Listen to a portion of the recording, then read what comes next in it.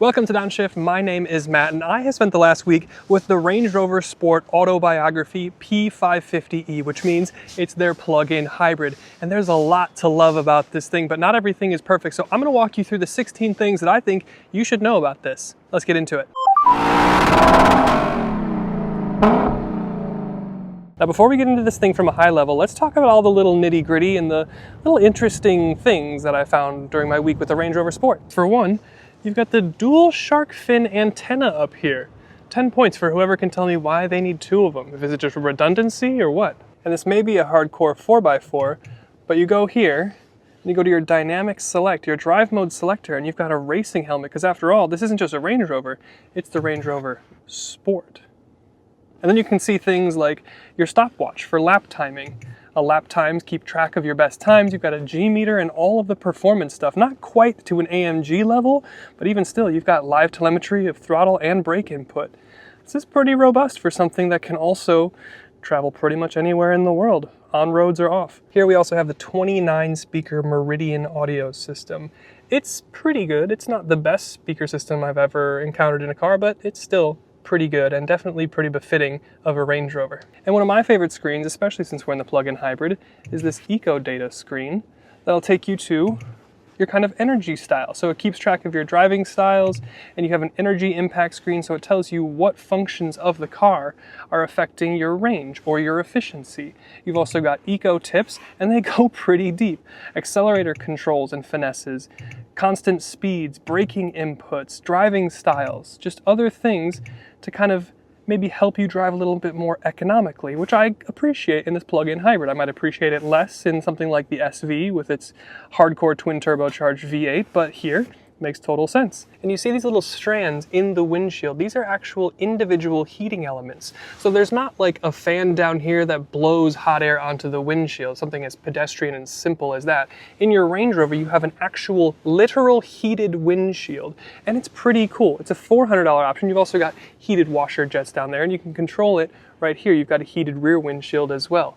The only thing that I will say is at night, when you have an oncoming car with headlights, the headlights do kind of catch on these little heating element strands, so that does have a little bit of effect on your visibility, but ultimately it's pretty cool. And the other thing that I would mention is I don't know how much it would be to replace a fully heated windshield if you were to get something like a big rock chip in here. And in your trunk floor, you fold this up, and you have a full-size 23-inch with the carbon inserts spare wheel and tire.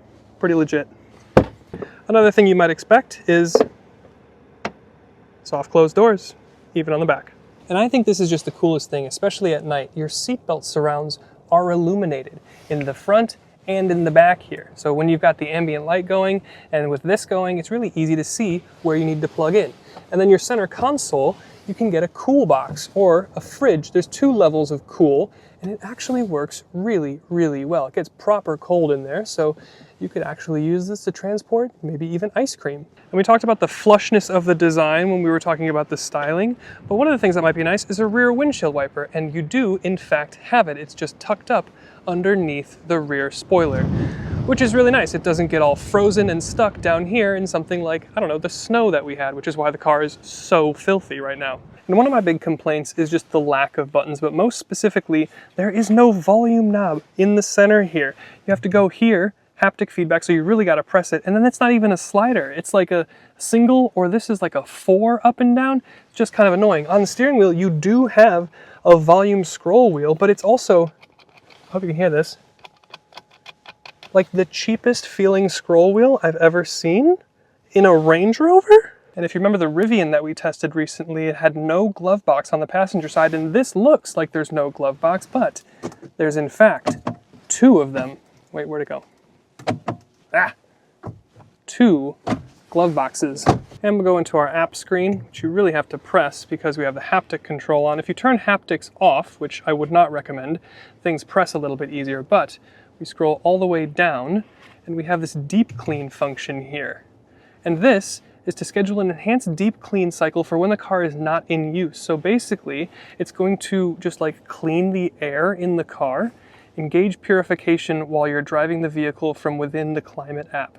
You can schedule this if you want. The other thing I mentioned earlier, the screen is curved, and I ended up kind of like grabbing it like this to select these bottom 3 icons.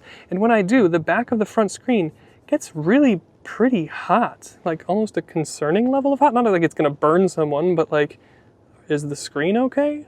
And the last thing, towing. If you want, you can tow. I've never seen anyone tow with a Range Rover, but you could tow up to 6,600 pounds, which is pretty good. It's a bit less than something like an X5 or a GLE's max capacity, but it's still pretty hefty. All right, back to the top. Let's zoom back out for a minute and cover what this thing is and what it competes against. Now, this is Range Rover's mid-size SUV. It's the smaller brother to the big Range Rover, the standard Range Rover, and this is the Sport then. It rides on the same MLA Flex chassis, and it competes against things like probably mainly Porsche Cayennes, especially with this plug-in hybrid being the Cayenne S ehybrid. X5 from BMW also has a plug-in hybrid, and you can get a plug-in hybrid GLE from Mercedes. So that would mostly be the competitive set for this Range Rover Sport P550e that we have. And then speaking of P550e, what's under the hood here? Well, it's a 3-liter inline-6 plug-in hybrid. It's the Ingenium, so it's Land Rover's own engine. It's turbocharged and e-supercharged to the tune of 543 horsepower and 590 pound-feet of torque.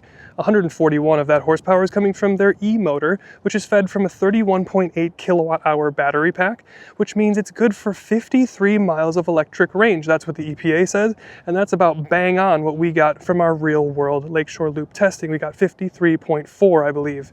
It does 0 to 60 in under 5 seconds, and well, when the electric runs out and it's working on just gas as a hybrid, it's going to be a little thirsty, about 21-ish mpg in the real world. Now, if you don't want a turbo and e-supercharged plug-in hybrid, very complex powertrain from Land Rover, you can get something more like a BMW powertrain. You can get their 4.4-liter twin-turbo V8 in a low-output form, or if you go for a Range Rover Sport SV, that's basically the powertrain and drivetrain from an X5M competition, and that would be a complete and total riot. But here, personally, I believe in the plug-in hybrid thing, and when you have over 50 miles of electric range at your disposal, yeah, I'm pretty impressed here with this Range Rover Sport P550e Autobiography here. Cool, so we've talked a lot about power and engines, but where does that power then go? Well, it's going to always go through an 8-speed automatic transmission, and it's always going to go to all 4 wheels as standard. There's no part-time 4x4 system. There's an active all-wheel drive system with some locking center and rear differentials, which we might talk about a little bit later. But in terms of weight and dynamics, like I said, this is riding on the same MLA Flex chassis like its bigger brother. It's got air suspension as standard on the Sport. Here you've got twin valve adaptive dampers, and they ride beautifully. And here we have the optional rear steer module, which gets you 7.3 degrees of rear steering. It feels fairly aggressive at lower parking lot speeds, but at higher speeds it feels really, really natural and pretty good. It helps make this thing drive a lot more nimble and athletic than really it has any business doing. You've also got a brake torque vectoring system and a rear limited slip differential, and we have the optional 48-volt sway bars to help keep this thing controlled and composed in a corner. And peeking out from behind those carbon fiber wheels, LOL, you have huge black painted Brembo brakes. Again, we'll talk a lot more about how this thing drives behind the wheel, but spoiler alert, is real good. But it's not just on-road that this thing shines. Of course, this is a Range Rover, so it has to shine off-road, right? Well, you've got a low-range or 2-speed transfer case. You've got sonar and some wade sensing screens, so you can keep track of just how deep the water is that this thing can wade in, and it shows you a line of how high not to get it. You've got a vehicle dimension screens to show you your approach, breakover, and departure angles, so you know not to hit anything like the front fascia, rear fascia, or the center rocker panels. But you've got air suspension to help with that, maxing out your ground clearance and your breakover, and of course all your other angles as well. You've got 360 and trail cam, so you can keep track of everything that might jut out and scratch your $130,000 Range Rover. You've got a hill descent control, and you've got terrain response too, with an auto setting. So the car will actually figure out what it needs and take care of it for you if you get a little bit overwhelmed behind the wheel. And then when it comes to styling, the best thing about it is it's a Range Rover. It's a newer, more modern and elegant interpretation of Range Rover, but it's a Range Rover. It's got an uber minimal design language with sleeker headlights and running lights. You get a more embellished front bumper with the kind of bronze or gold detailing. But around the side you get 23-inch wheels, and yeah, that's carbon fiber in all of the spokes. You've also got that front fender detail up there with the gold and bronze. Same thing with the hood detailing up there, and a little tiny Autobiography badge behind that front wheel. We've got the Carpathian gray paint, which looks spectacular, and we've got a two-tone black A-pillar and a black roof, and the door handles are entirely flush. They go into the car. I've turned that off because it's a little bit annoying, but we do have a black wing mirror as well. And the profile is just super clean. It's incredibly Range Rover, as you might expect. But when we get real close and we take a look at the window treatments, there's no rubber gasket down here at the bottom. It's just a flush transition from door metal into window. And yet it's still incredibly isolated. And then finally around back, everything is very flush, minimal, and easy designed as well. Very simple taillights, running lights. You got a little sport designation Range Rover across the back, and then dual exhaust out back. Flush or minimal is the theme of the styling of this car, and it looks great. And then on a more practical subject, we have the trunk, which is of course power release, but we don't have a separate button to power close and lock once it goes away. We do have a fairly high load floor, but never fear, because we have these buttons right here which control your rear air suspension, so you can squat the rear down to make it easier to load things up or take things out of the trunk. The space itself, you're looking at about 32 cubic feet of space. That's fairly competitive. It's slightly bigger than a Cayenne, slightly smaller than an X5, but under the floor here, we have a full-size, full-carbon 23-inch spare wheel. That's really nice to see, especially for an off-road capable vehicle such as this. We've got grocery bag hangers, although they're a little bit tough because my fingers are frozen. We've got a little tension rod right here. We've got a 12-volt out here. Of course, cargo liner, privacy pack, and we've got power folding rear seats. With the rear seats down, you're looking at about 50 cubic feet of space. That's not very big. Something like an X5 is going to bring close to 70, I believe. But that's because they have prioritized the comfort of the living and breathing inhabitants that might be in the rear seat. And as someone that does live and breathe, I'm not really too mad about that. And it's not like the trunk area here with the rear seats up is super small. And we'll check out the rear seats. We'll start with the door actually, because you've got a shade, which is pretty nice. It's not motorized, but at least it's manual, and that's pretty nice. We do have the white leather that continues from the interior. And then my favorite thing in modern cars is just kind of this textile wrap over your Meridian 3D audio speakers. We've got the Vader chrome that continues in the door, and overall, even just the door card looks nice and luxurious. But I'll step in, because I'm 6'1", and I've got several inches, an entire fist plus more of knee room worth in front of me.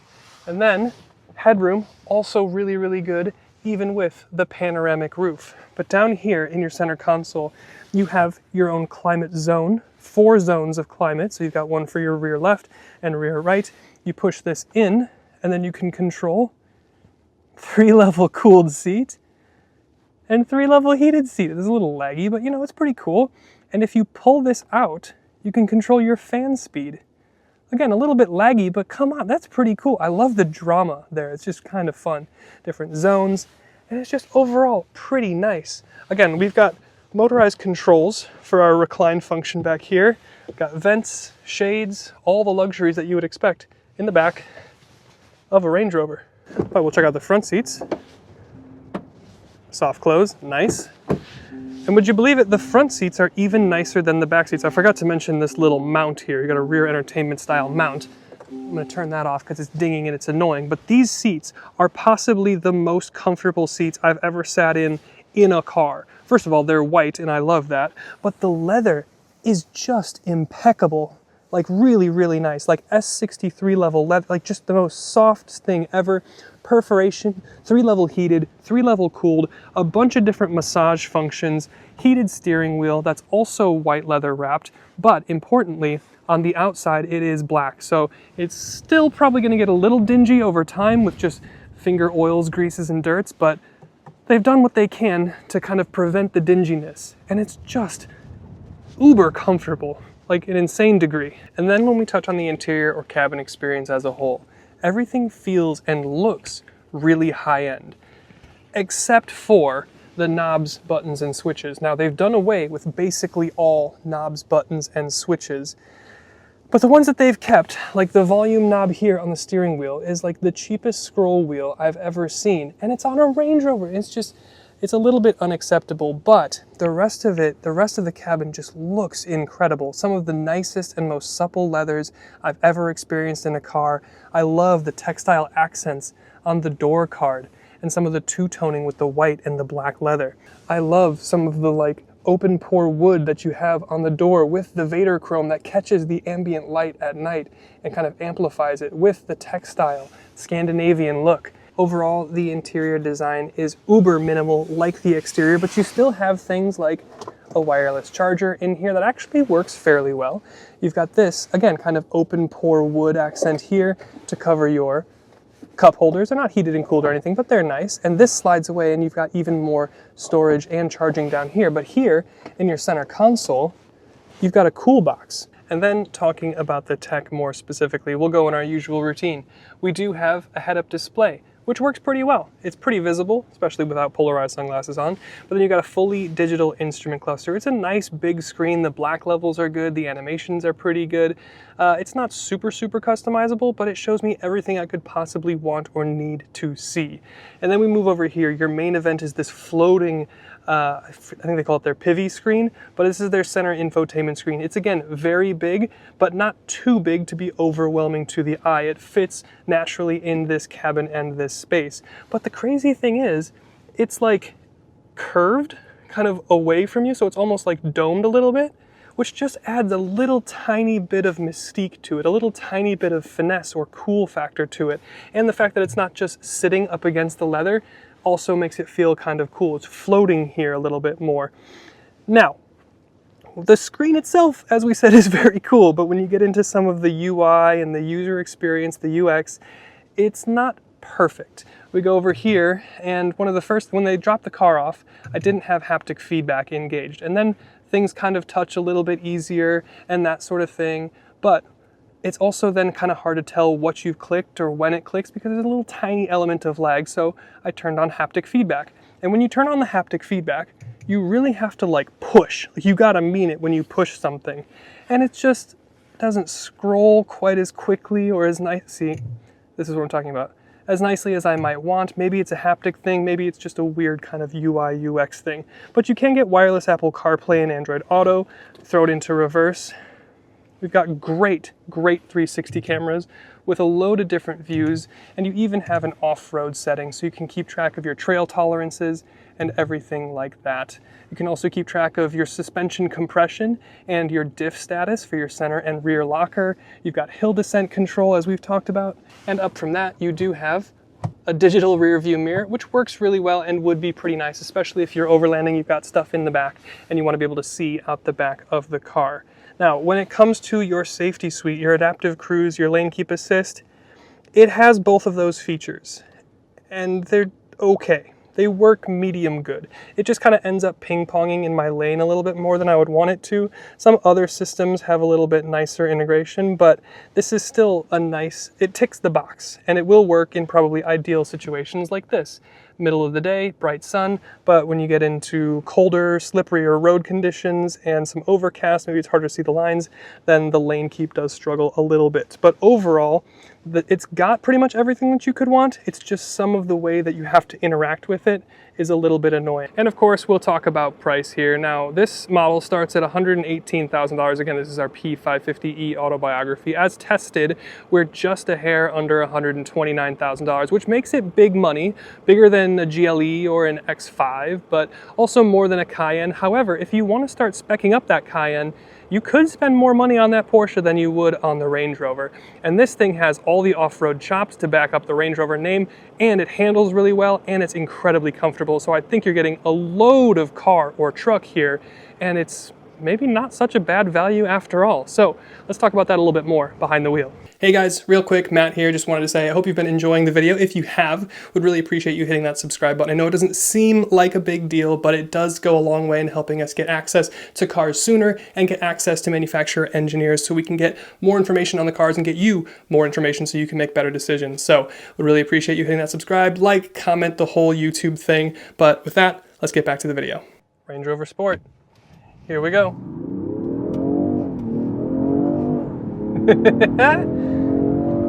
Straight six. Good crisp gear changes. Ooh, on the brakes it does feel big. I will say though, this thing handles better than it has any business doing. It does feel a little bit floaty. We'll go through this left-hander here.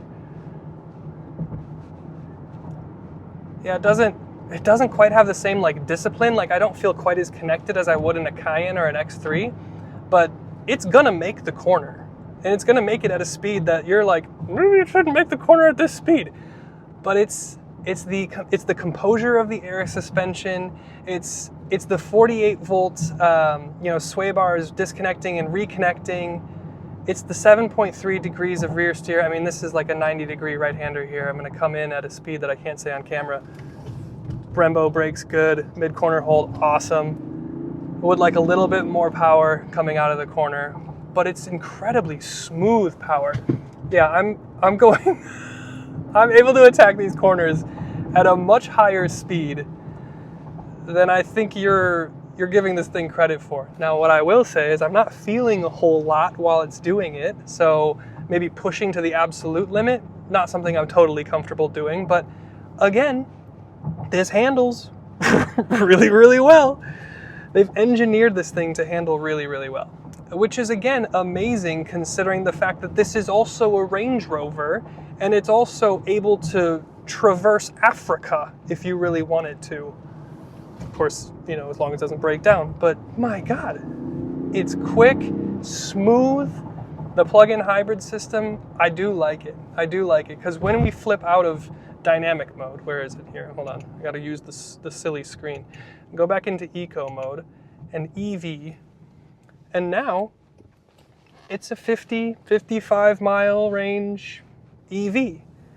And the air suspension softens back. And the ride is incredibly supple, like real good, like Rolls-Royce tier good. We'll have a Cullinan coming in May. I'm shooting this in like mid-late March. I just emailed my Rolls-Royce rep. We have a Cullinan coming in early May, so I'm very excited. And we'll confirm in that video if this still, in fact, seems to ride at the Rolls-Royce tier. But it is just, I mean, this is luxury. This is like S-class level luxury. This is like elite level luxury. The isolation from the road is fantastic. The visibility is fantastic. The ride from the air suspension is amazing. The power is smooth and builds. It never jostles me. It never jerks. It does seem, even in EV, that there's a little bit of jerking from the transmission because I believe the power is still going through the 8-speed. So like that first to second or maybe second to third even shift while it's going through the EV power, I do notice that if I'm looking for it, but the normal person is not going to notice it. But just with this interior, I mean, like just the leather here on the seat, incredible. Like this is what I wanted a Range Rover to be. This is exactly what I wanted it to be, and it delivered. Does it have some downsides? Is it going to be Toyota level reliable? No. Is it going to have BMW iDrive sussed out infotainment? No. But does it make you feel a little bit more special than everyone else when you get in and drive it? Mm-hmm. Sure does. I've never been more arrogant or full of myself than during my few days behind the wheel of this Range Rover. Yeah, there's a Range Rover thing. There's just an intangible, indescribable thing going on when I get behind the wheel of the Range Rover here. It's just nice. It's not perfect. It is an imperfect product, but it's just good. It's just good, it's just luxurious, and it's just nice. And I could keep going on, and I could ramble down the rest of our Lakeshore Loop fuel economy road here that we do our testing on, but at the end of the day, it's good. It's very good. So thank you to Land Rover and Range Rover for letting us have a go. Thank you to you for watching. We'll see you in the next one. We'll see you in the Cullinan for sure.